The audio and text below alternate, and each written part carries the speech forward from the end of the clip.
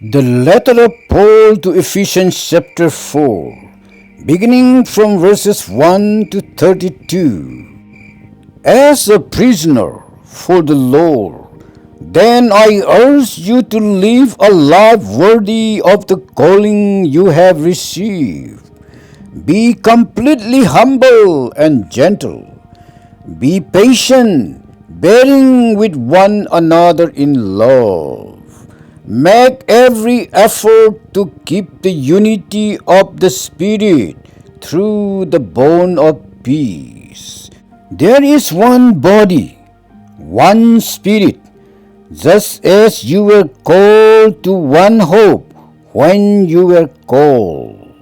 One Lord, one faith, one baptism, one God and one Father of all, who is over all and through all and in all. But to each one of us grace has been given as Christ appointed it.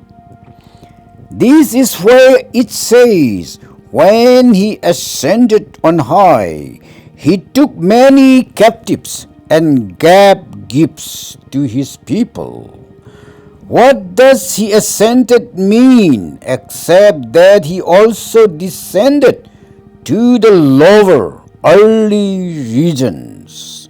He who descended is the very one who ascended higher than all the heavens in order to fill the whole universe.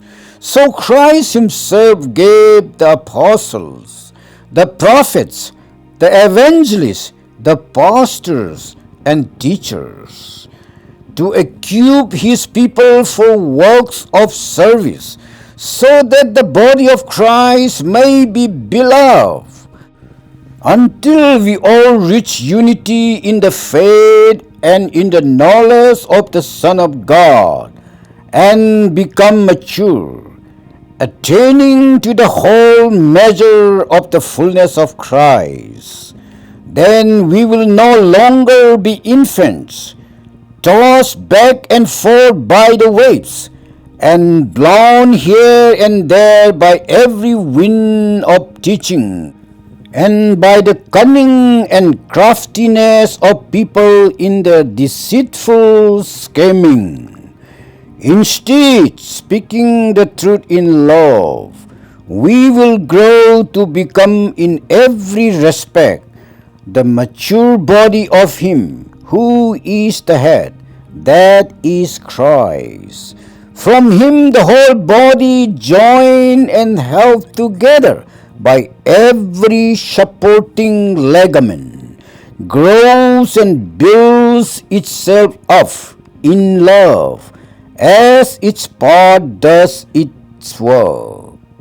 So I tell you this, and insist on it in the Lord, that you must no longer live as the Gentiles do, in the futility of their thinking. They are darkened in their understanding, and separated from the life of God because of the ignorance that is in them, due to the hardening of their hearts. Having lost all sensitivity, they have given themselves over to sensuality, so as to indulge in every kind of impurity, and they are full of greed. That, however, is not the way of life you learned when you heard about Christ and were taught in him, in accordance with the truth that is in Jesus. You were taught, with regard to your former way of life, to put off your old self, which is being corrupted by its deceitful desires, to be made new in the attitude of your minds, and to put on the new self, created to be like God in true righteousness and holiness. Therefore, each of you must put off falsehood and speak truthfully to your neighbor, for we are all members of one body. In your anger, do not sin. Do not let the sun go down while you are still angry, and do not give the devil a foothold. Anyone who has been stealing must steal no longer, but must work, doing something useful with their own hands, that they may have something to share with those in need. Do not let any unwholesome talk come out of your mouths, but only what is helpful for building others up according to their needs, that it may benefit those who listen. And do not grieve the Holy Spirit of God, with whom you were sealed with the day of redemption. Get rid of all bitterness, rage, and anger, brawling and slander, along with every form of malice.